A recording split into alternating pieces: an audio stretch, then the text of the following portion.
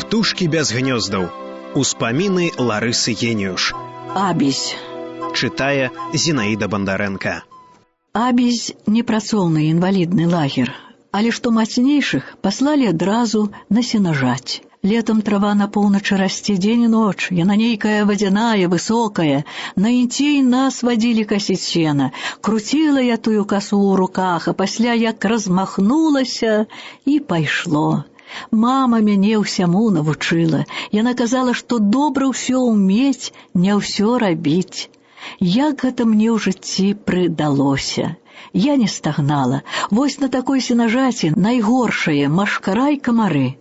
Як налезе машкары ўсюды, то мы проста танцуем дзікі танец з болю. Пазавязваем рукавы, даўгія нагавіцы, а яны тнуць, аж спухнем і ў вочы. У канвоі ёсць накамарнікі. Ды ад камароў можна хоць дымам адратавацца, ад машкары нічым. Бывало, у нас паяўляюцца салодкія мары. Вось прывязаць бы тут да дзерава на ноч таго вусатага, калі яшчэ жыў, і бачыць, як ён выкручваўся б, ці надзорак разам з Прасветавым і Кір'янавым.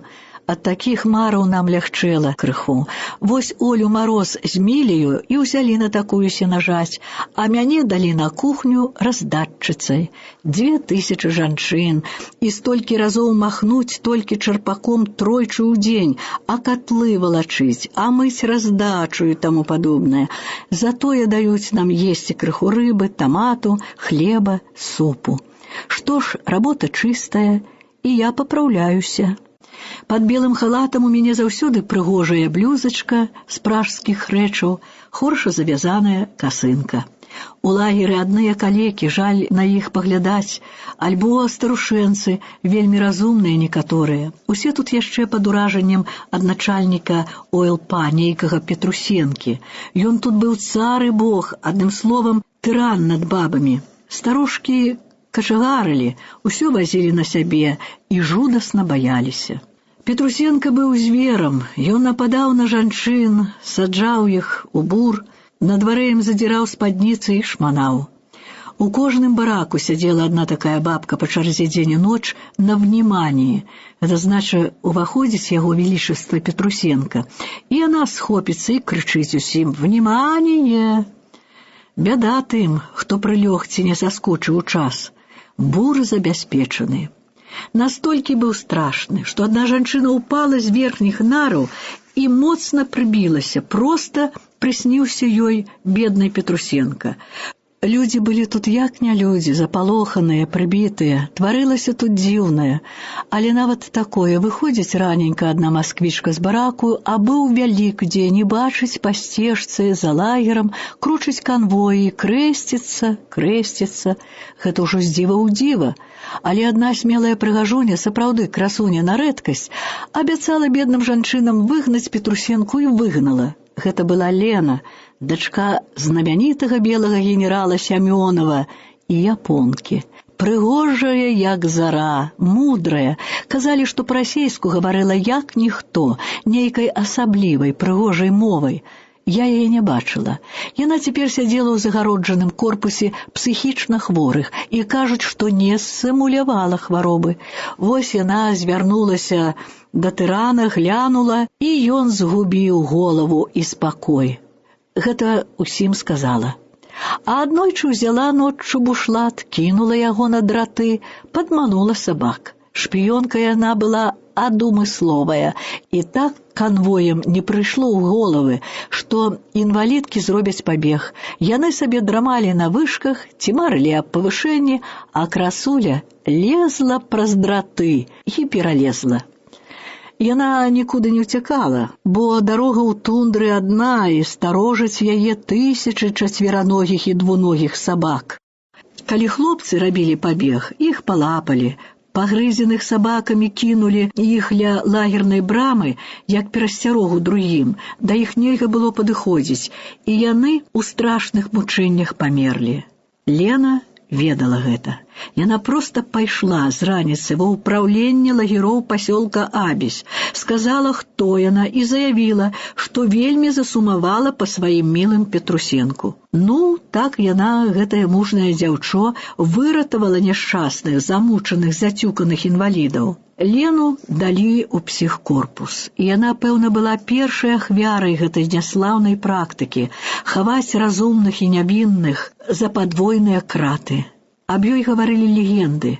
У гэтым лагеры яшчэ было нешта несуразнае. Вольны мужчына. Быў гэта немец, доктар Штейер, хірург. Меў ён сваё царства-государства, хірургічны корпус, зусім ізаляваны ад рэшты лагеру, і апераваў каго трэба, каго не трэба. Аб ім адзываліся розна.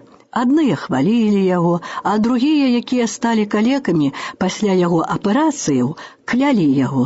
Адна лекарка мне казала, што ён шарлатан, які не ведае нават анатоміі, і ён тут вельмі дзіўная асоба. Крыху хворых жанчын ён апераваў звычайна. Без аперацыі, казалі, ён не мог жыць. Усім, каму трэба, каму не трэба, ён выкідаў матку, усіх рабіў няплоднымі, ляжалі ў яго, гнілі па 1,5 года, а звычайны апендыцыт трэба было адлежаць заўсёды, з загнаеннем раны найменей 3 месяцы. Тут іншая рэч. Аўтаклаў абслугоўвала санітарка, літоўка нейкая Костя. Яна мела ключы ад аперацыйнай, і без яе волі Штейер не меў права сам увайсці ў аперацыйную. Па-мойму, аўтаклаў, я яго бачыла, быў сапсаваны. Хворым раны зашывалі 10-м номерам ніцей, якімі шыць. Хворых было там поўна заўсёды, яны гнілі. Штейер рабіў ім перавязкі, абсалютна не трымаючыся антысептыкі, разносіў гной. Нешта тут праўды было. Яшчэ на інце я прыхворвала, у мяне была пухліна маткі, якая павялічвалася, нейкая па-навучнаму фібраміёма. Яна дакучала мне, а пасля дзвігання цяжкіх катлоў боль быў цяжкі. Але я насіла катлы, шпарка махала апалонікам, разліваючы зупу, мерачы кашу. Загадчыца кухні-сталовай была расейка, нейкая талковая жанчына. Было вельмі чыста, абеды лепшыя, як на інце. Інвалідкі ля кожнага бараку мелі гародчыкі з моркваю, бурачкамі, усё гэта ішло ў супольны кацёл. Свінні тут былі крыху і для нас. Часам былі мікраскапічныя порцыі, але былі. Хто меў пасылкі, варыў сабе на індывідуальнай кухні. Была такая кухня і на інце, і мне раз спяклі там пляцкі. Мы рабілі нешта ў воінскай часці, і мяне паставілі вытрасаць мяшкі ад мукі. Там было пакрысе мукі, і я настрасала яе болей кілаграма.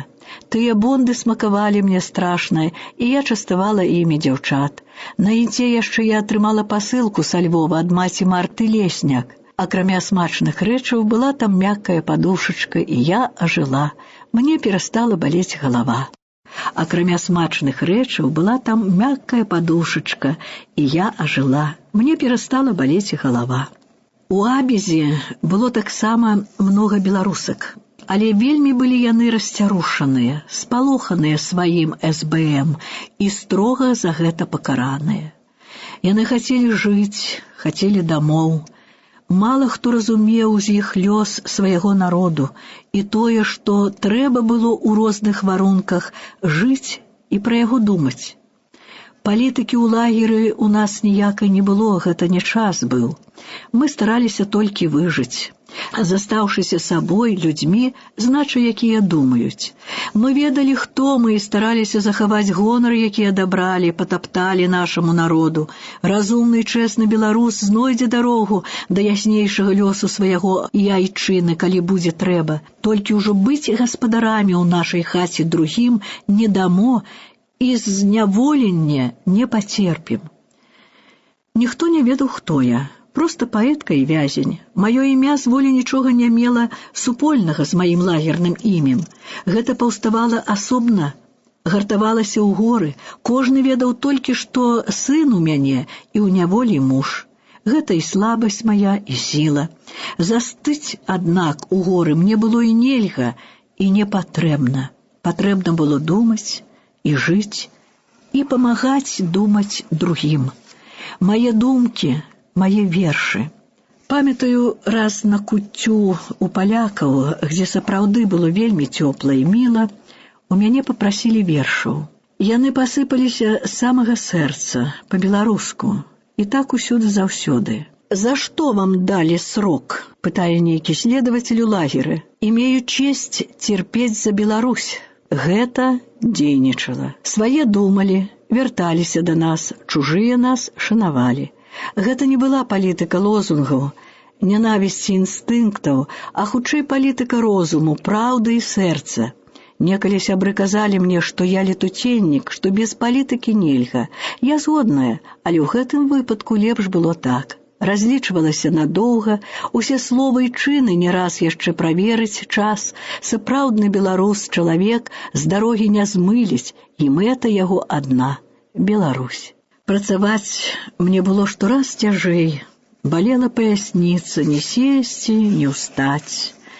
Мяне паслалі да лекарак, глядзелі мяне, давалі мазе, але боль не сціхаў. На Абязь тым часам прыязджалі мужчыны з канцэртамі, была і свая культбрыгада. Мужчынаў мы частавалі ў нашай сталовай з запяканымі макаронамі на іх гонар, капустай, чаем. Парадкі мяняліся відавочна. Яшчэ на інце, расказвалі дзяўчаты, якія былі ў зоне, што прыйшлі нейкія начальнікі, шкадавалі зняволеных, падавалі на трукі. Гэта не быў Казлоў, яго хэўра. Недзе з нетраў гэтай вялікай зямлі прабівалася чалавечнасць, прачыналася сумленне ў людзей, але не ва ўсіх. Мяне паслалі на прыём да Штейра. Ён вельмі здзівіўся, убачыўшы мяне, нейк узрушыўся, знайшоў маю хваробу і адразу назначыў легчы ў яго стацыянар. Пані луцкая украінка, з якой мы пасябравалі, крыху спалохалася, я не. І вось аперацыя. Ноччу з'явілася да мяне ўся мая сям'я ў сне. Тата, мой магутны тата, схапіў мяне на рукі і недзе адносіў з чорнага нейкага захмаранага Абязя і цэлы аж лекацеў са страху, прыціскаючы мяне да грудзей. Не хачу аперацыі, сказала я, зусім не хачу. «Не, вы поляжыце сабе ў больніцы», – сказаў Штейр. «Пасля будзем бачыць, я вам дам тут працу. Будьце ў нас раздатчыцай для хворых і мне падасце ежу». Цяпер тут раздатчыцай страшны чалавек, полька пані Ніка. Яна мяне ненавідзіць, я, а вы тут адпачнеце. Ужо я вас скрыўдзіць не дам. Там працавала Кэтты, англічанка, якую з Інты вывезлі раней. Была яна ў Штейра санітарка і вельмі добра глядзела хворых. На жаль, яна дружыла з пані Нікай. Ніка была з Вільні, нямілая дама, яе нянавісць перайшла і на мяне. Не ведаю, паколькі праўда, але Штейр казаў мне, што яна дабівалася яго сэрца. З майго боку тут Штейру нічога не пагражала, а што я ніколі не прадам яго, ён добра ведаў. Знача, пакуль аперацыі не будзе. Ноччу зноў пры мне тата. У Абязі светла і ціха. Ён абняў мяне, памахаў рукою і сам адзінока пайшоў у напрамку лесу. Знача, усё добра. А мне добра было там. Хворыя такія свае, такія харошыя. У палаце нашай Слава Грабянюк. У яе нешта з лёгкімі. Некалі выразалі ёй 2 рабры, і цяпер горай і яшчэ мілыя украінкі ляжаць на выцяжцы, хворыя касцякі. Гутарым, смяемся. Са Штейрам працуе вольная злая сястра і надзвычай прыгожая, мілая украінка Анечка. Злая Костя спіць не з намі. Штейр ад Нікі збавіўся, ад Косці ўсё не можа. Штейру даю тое, што ўсім, але прыгожа кладу гэта на талерку. Ён ненавідзіць кашы і кажа, што калі вернецца ў Берлін, дык забароніць падаваць іх на стол, а ў тое, што ён вернецца, ён моцна верыць. Гаворым з ім шчыра, аб усім. У сваім пакоі ён вельмі любіць кветкі, грунеэкке, як кажа зялёны куточак. А кветак у Абязі многа. Паклонніцаў удзячных у Штейра яшчэ болей, ды кветкі ў вазонах заўсёды ёсць. Ніка недзе ў брыгадзе, А што там робіцца ў зоне, я нават не ведаю, хоць прыходзяць да мяне дзяўчаты, але ў нас свае беларускія справы. Маты Марты прыслала мне ў пасылцы кетгуту, пеніцыліну і шчотачкі мыць хірургу рукі, бо мыў вельмі сцёртымі, але аперацыю мы адкладаем. «Вы мне не давяраеце?» – пытае Штеер. «Не, я не давяраю Косце і гэтай вальняшцы, што з ёю шэпчацца і што вам асістуе на аперацыях. Я іх баюся і аперацыі баюся. Пра свой сон не кажу, гэта мая тайна, мая сіла. Даўно ўжо мне не было так зацішна ад начальства, так добра. На Штейра розна кажуць, што ён закаханы ў маладое украінскае дзяўчо і таму падобнае. Гэта мяне не датычыць. І я сапраўды не бачу злога за ім. Ён чэсны, адданы хворым, разумны. Мне добра, але цяжка Олі Мароз. Вось бы ёй так адпачыць тут крыху са мною. Патрэбна якраз санітарка. Кажу яму ўсё як ёсць, што Оля штрафнік, як і я. Ён кажа, што і яму 25 сроку, ён штрафнік, паспрабуе яе ўзяць. Оля у нас. І мы пасмейваемся. Штейр, разумеецца, на моцных людзях і рады, што ён памог. К этой пані Ніка пасінелі за злосці. Вольная сястра, як звер. Вось, чапляецца да мяне. Я разліваю хворым малако, цяжка хворым. Крыху застаецца, даю яго слабенькай бабцы пры ёй. І вось яна даносіць на мяне, што раздаю малако каму не трэба. Што я дакажу? Што мы нагул можам даказаць? Мяне выклікаюць, каб апераваць. Я вам не веру, кажу вольнай сястры. Калі так лжацё, дык можаце і забіць чалавека. Мяне выпісваюць з больніцы у брыгаду, забіраюць адразу і Олю, а так хацелася, каб яна адпачыла. Я ў брыгадзе, ходзім за зону на овощі хран, перабіраем бульбу, прымерзла. Тут даюць бульбу і для нас, а ў інце для нас сыпалі яе ў ру і прыкрывалі снегам.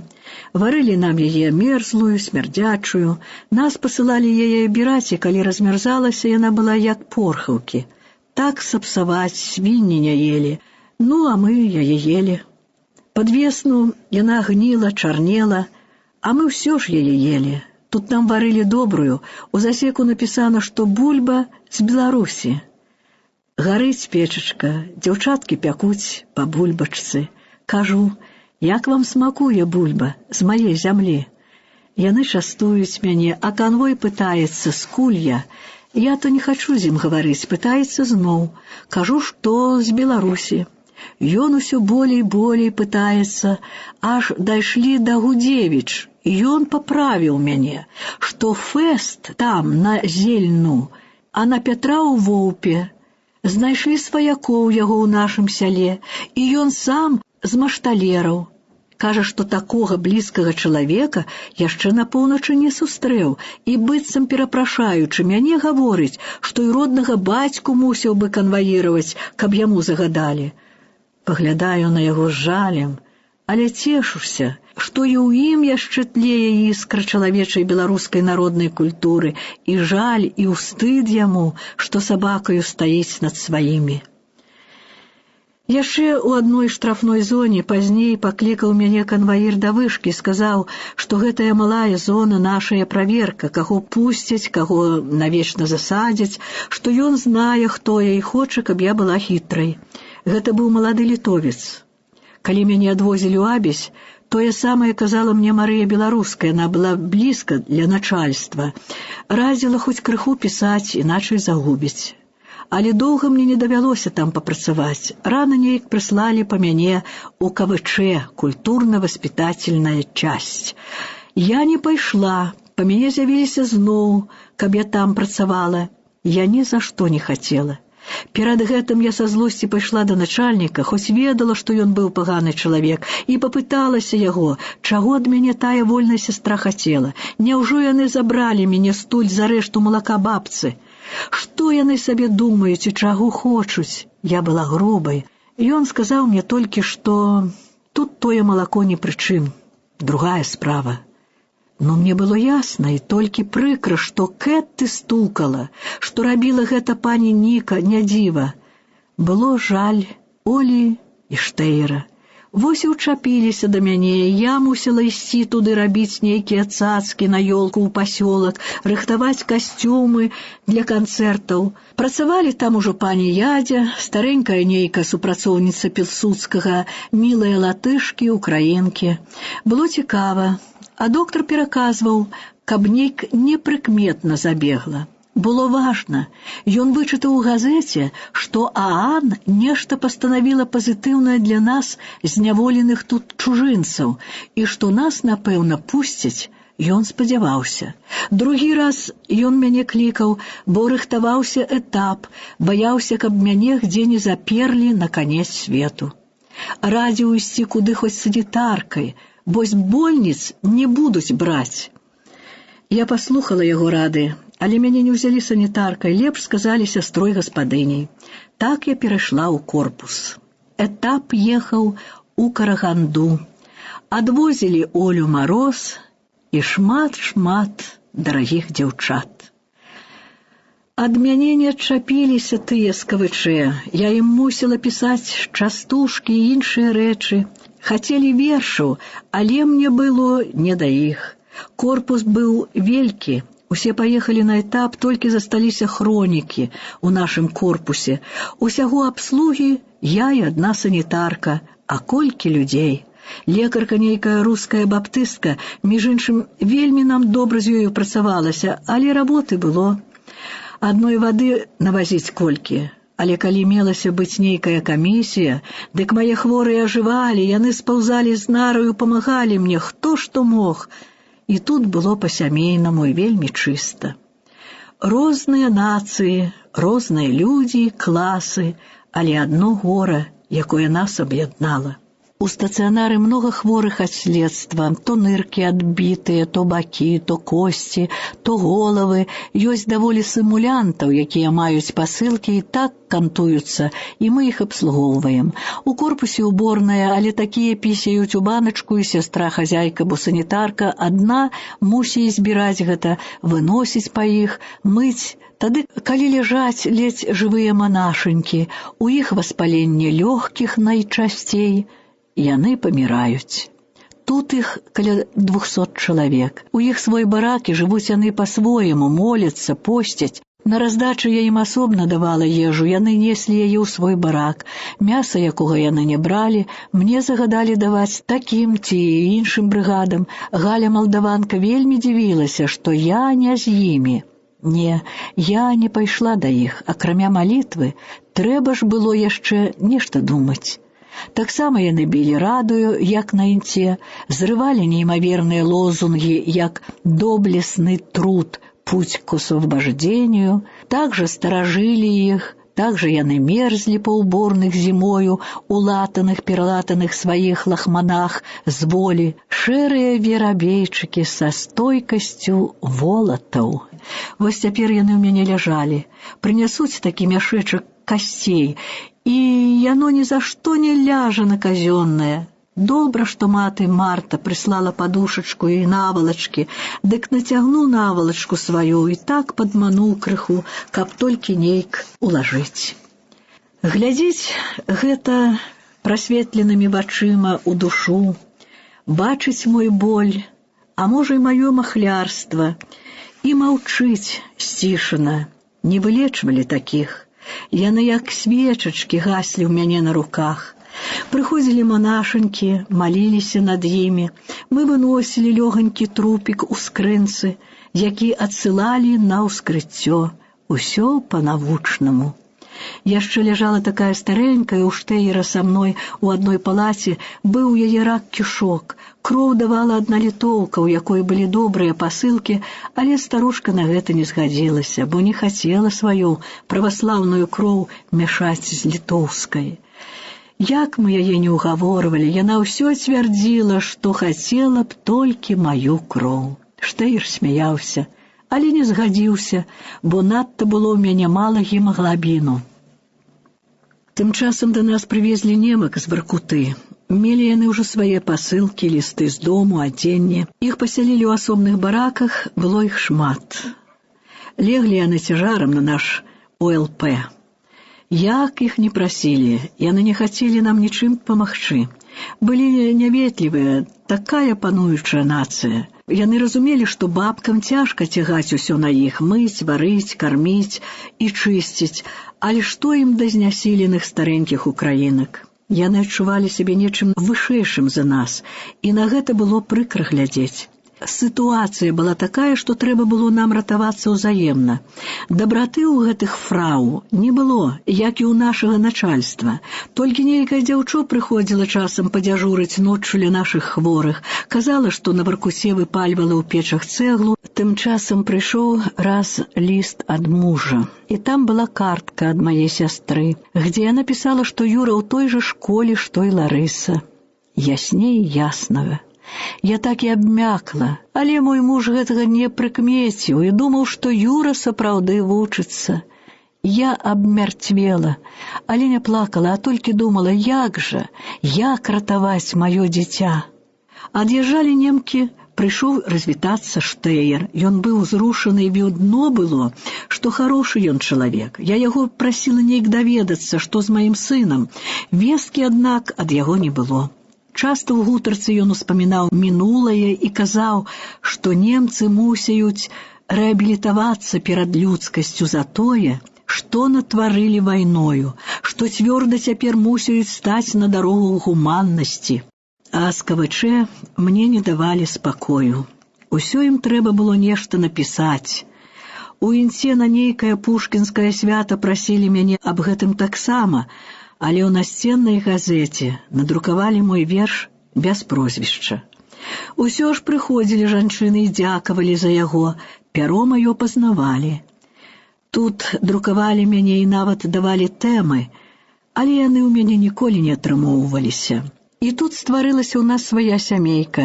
Былі Оля Стаўбцова, добрая вельмі дзяўчына з Капыля, Люся Краснадубская, мілае дзяўчо, Лёдзя Кавальчык, якая закончвала срок, і трэба было аб ёй думаць і інш. Ладзілі мы разам куццю нашу, і зноў мой дзень нарадзінаў.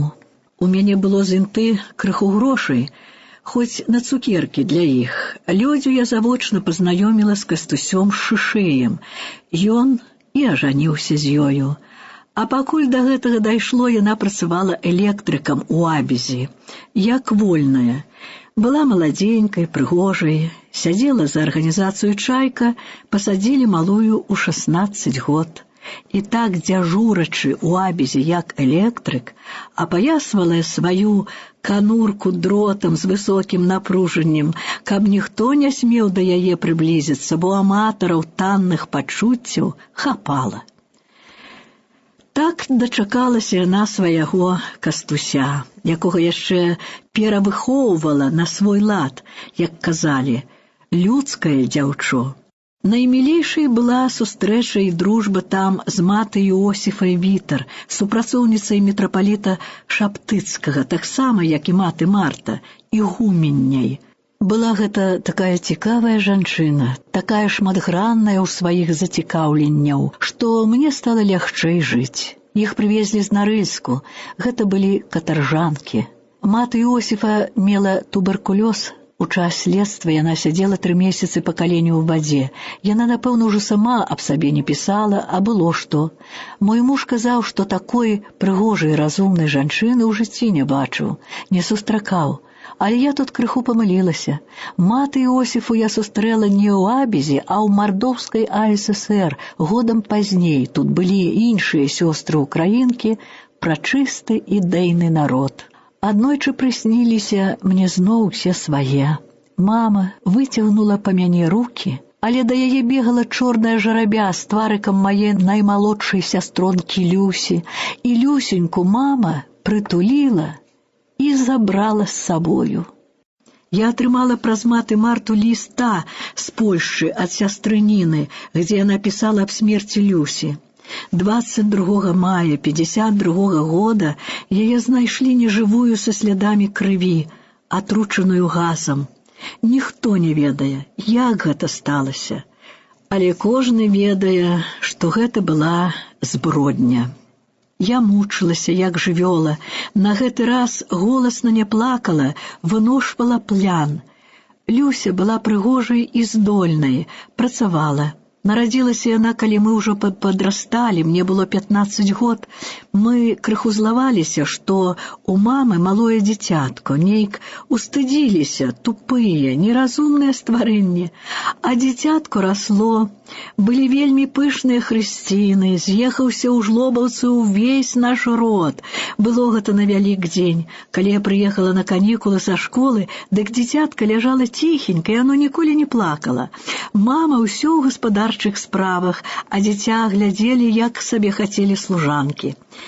Раз нейк завалілі яе падушкамі, ледзь не задушылася малое. Я вельмі полюбіла тады яе. Перад яе нараджэннем памёр мой маленькі брацік Юрачка, меў цудоўныя сінія вочы. Пеніцыліну тады не было, а ў яго было васпаленне лёгкіх. І я сама апранала яго, убірала ў кветкі. Не магла мама.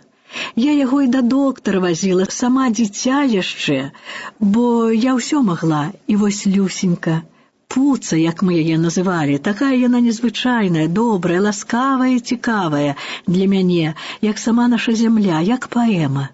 Мне несказана цяжка было ў школе без яе і без мамы, наагул без жлобаўцаў. Там кожны кусцік размаўляў са мною. А дзіця расло, разумнела, ад мяне яно не адыходзіла. Паставілі новы дом, і нам з ёю далі асобны пакойчык, найстарэйшай і наймалодшай. Мы не разлучаліся, я ўсё шыла для яе, усё ёй маленькае аддавала, а калі ёй было 6 гадоў, дык абняла яна мяне за шыю аднойчы і прашаптала: «Ларачка, а я буду цябе называць мамаю, толькі паціху, бо мамачцы балела б сэрца, каб гэта ведала». Але мама ведала гэта. Канаючы ў Казахстане, яна сказала аб гэтым Люсенцы і аддала яе мне пад апеку. Я бачыла Люсю на гары Снежцы, што між Польшчай і Чэхамі. Мы там сустрэліся як турысты, гаварыць не маглі.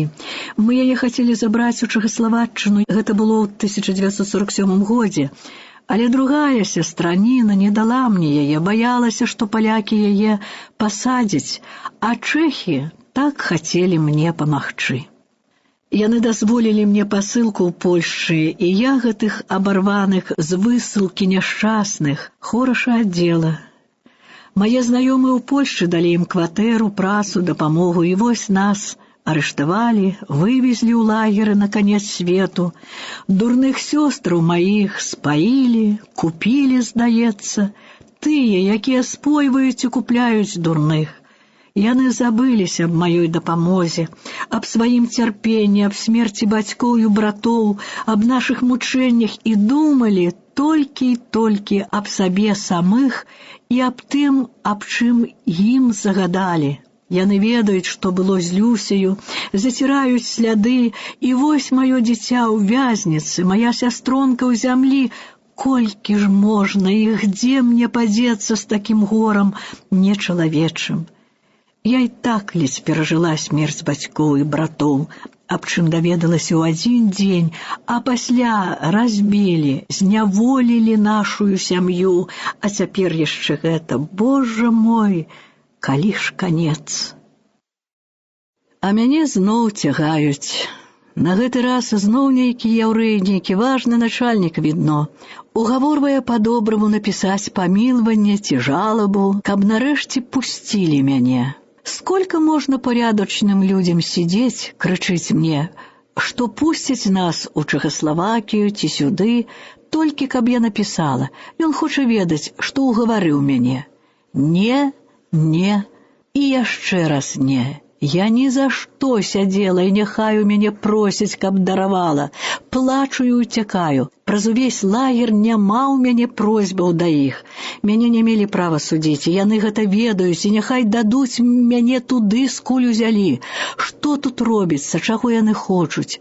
Шкадаваць яны нікога не шкадуюць, і гэта я ведаю. Яны хочуць мяне абмануць.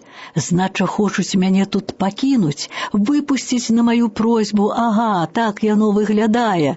Трэба рабіць так, каб адвезлі ў Еўропу. Там сын, людзі болей чалавечыя, і няма комі.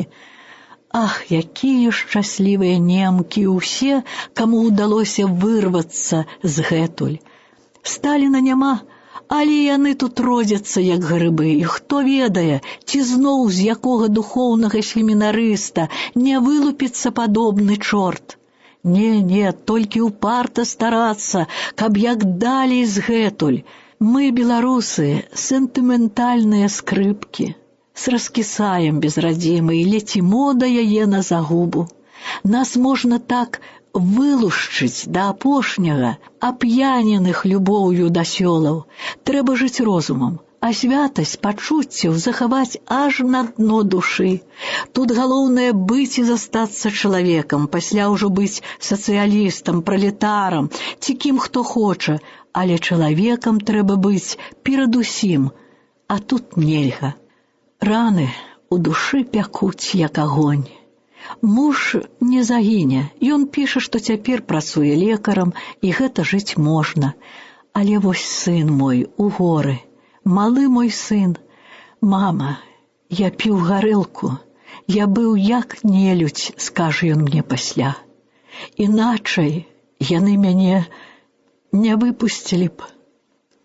Так, яны выпускаюць толькі, калі заб'юць у людзей сумленне. А за граніцу, дык толькі запэўненых сваіх стукачоў, усё знекуль ведаю, але ведаю гэта напэўна. Перахітрыць ворага і не быць у яго крывавых руках прыладдзем да яго спраў. Мяне яны ўжо не абмануць, а вось як мой муж, гэта непакоіць мяне, і я ўжо хацела б забыцца аб ім, бо чую з яго лістоў, што мы розныя людзі. Ён піша аб Баркуце, аб сустрэчы, аб шчасці тут на поўначы. Якое чалавек шчасце, калі ўсё тут на абмане, на трупах і патрэбная барацьба.